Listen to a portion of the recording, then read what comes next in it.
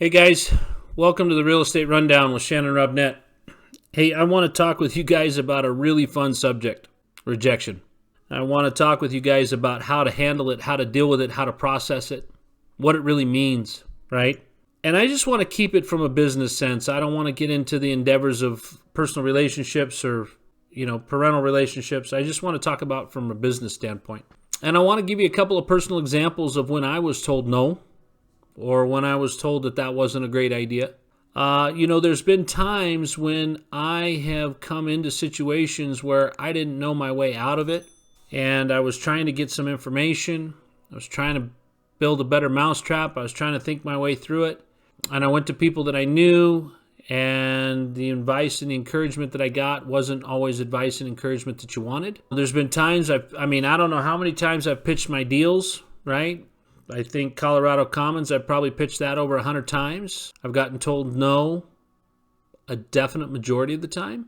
I've gotten told no probably 80% of the time, 85% of the time. But the 15% of the time that I've gotten told yes has been very rewarding. It's very exciting. I like it. What I'm looking at, guys, is I'm looking at the reality that there's a lot of no's in your life. I recently listened to Michael Burnoff talk about your brain is programmed to keep you in the status quo. What I mean by that is your brain is programmed to keep you from the hot stove, from slamming your fingers in the door. Your brain is designed to keep you out of trouble. It's designed to keep you away from painful things. It's designed to keep you away from things that will take you to an elevated state, but then leave you crushed because you didn't quite get there. How many times have we thought about asking that person out and we didn't? We thought about saying this thing to someone, but we didn't. We thought about asking our boss for a raise, but we just couldn't. That's because our brain is telling us we don't want to go there because the risk is not worth the reward. And I wonder how many times we've done that, and then we look at the people that have experienced extreme reward in their life. I think of LeBron James right now at the top of his basketball game. The guy's worth, over $500 million. And he has got a lot of reward, but he has put in a tremendous amount of effort, and he continues to put in a tremendous amount of effort every single day. Now, obviously, he's come to the place where he's getting more reward than he's putting in effort on a scale of 1 to effort right now because of the years and years and years of putting in all of the effort, right? There's some natural talent mixed in there. We'll give him that. But there's a lot of effort that nobody takes into account. But he didn't stop at getting told no, right? I mean, we know the story of Michael Jordan getting cut from the team, right? In high school. Yet he went on to become one of the greatest, arguably the greatest basketball player of all time because he didn't take the no. He kept going. Colonel Sanders, we all know that, tasty chicken, right? He kept going. He kept getting told no hundreds of times. Thomas Edison. The successful people in life are the ones that turned a failure into one more time they got up from the floor, one more time they walked over to the wall, and one more time they started the process again. And I have a story kind of like that. And it was during a pretty rough time in my life. It was back in 2012, I believe. The economy had done some things. I don't know if you guys were aware of this, but in 2009, 10, and 11, the economy was pretty rough, and a lot of us were trying to figure out what to do.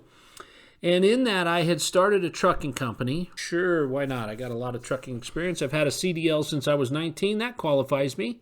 And I'd borrowed some money from some people, and I was getting going, and I had stuff going, and I had a guy that owed me about $100,000, and it was the end of the pay cycle, and I literally didn't know I had 4 loads to go from Boise, Idaho to Williston, North Dakota, and it's 1,031 miles. When we were hauling mobile homes up there for the Bakken oil field, that trip paid about $5,300. The problem was that diesel fuel wasn't something you bought on credit cards. Diesel fuel was COD. Nobody had an account for that because truck drivers, I guess, don't always pay their bills. And I remember we were literally at the point where we were counting our pennies to see if we would have enough money to get back. And we were trying to figure out what we were to do, and I kept getting told no. I kept getting told, you can't do that. You shouldn't do that. It's not a good idea. You won't be successful. You won't get there. And I got up off the floor one more time, proverbially speaking. I put 3 other guys in the trucks. I got in one, and we headed out. And that was in February. And in April, we made the trip successfully. We made it back. We got paid the $100,000. All the people that had said no were wrong. Literally 2.5 months later, I had sold that company, paid all my bills, and made a sizable amount of money that allowed me to go back into construction and development where I'd spent most of my life, except for a small time during that downturn, that recession, right? But it gave me the seed money to get where I'm at today. It gave me the startup money to go out there and do what I knew to do and get back into the field that I had spent most of my life, all but 1.5 years of my whole adult career in. And I tell you that story not to tell you that the people that said no were bad people. The people that said no were the ones with the best intentions for me. They were the ones that cared about me the most. They were the ones that didn't want to see me hurt the most. My brain was screaming, don't do this. You're going to get stuck. We didn't have enough money for a flat tire. We didn't have enough money for an alternator to go out. We didn't have enough money for any of the things that a trucking disaster could happen that were regular in trucking. And everything was telling me don't do it. Everything was telling me no. Educated guesses were telling me no. And I got up one more time and I did it. And I pushed through. And I went past the no. And it paid off. See, at that breakthrough, it wasn't that I paid off and I became the most successful trucking company in the Northwest. We did become the second largest oversized trucking company in the state. What mattered was I was able to carry forward. I was able to keep the doors open and push to where I could get to where I am today with the seed money that it took to get off of that step and onto the next one and then move to the next level. So when you're talking about leveling up your business and when you're talking about growing your business, it's always when you come to the bottleneck. It's always when you come to the spot where you're reaching for the highest rung that you can't quite reach and everything is at risk. And you feel that you're completely out of your element. Now, I'm not saying you need to put yourself in a place where everything is at risk, but it feels that way. It's always this stretch. It's always the most uncomfortable position that right after that comes the most growth. And I tell you that because that's been the place that I've proven myself time and time again, but that's always the place where they cut the squad. That's always the place where you practice, and then they dwindle it down from this roster to that roster. They eliminate. Now we got the JV team, we got the varsity team, and now we've got the professionals, and now every level is another level up. Now we've got the world champions and so I'm telling you this story because I want you guys to see that you guys have the opportunity to push through the uncomfortable things in your life that your brain, your family, your friends, your loved ones are telling you can't do. And you know what? You might not do it. You might fail. But when you get up off the floor and you look at yourself in the mirror and you say, it wasn't because I didn't try absolutely as hard as I could. It wasn't that I can't look at that and say, you know what, that's a lot of failure. I know now what not to do the next time I do this.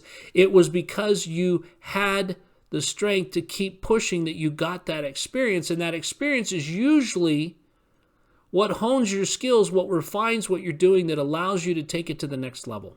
Because you'll find that there are people out there that are always at the top of their game.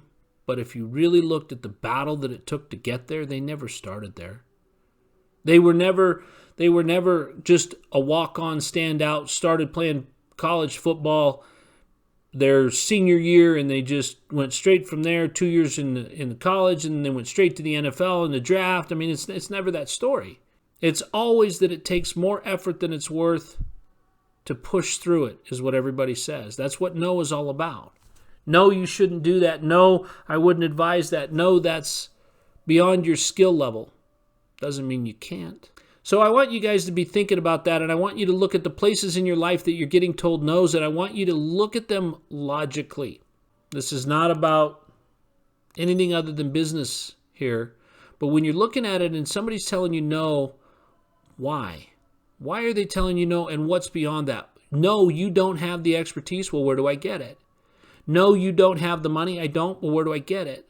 How do I overcome the objection to make sure what they're saying I cannot do becomes a reality for me because I fought my way through it? Tell me why you said no. Tell me what I need to make the no a yes, and give me the opportunity to go figure that out. A lot of times, the people that are telling you no are just going to keep telling you no. They're not going to tell you why. They're going to say you can't do it because you don't have this.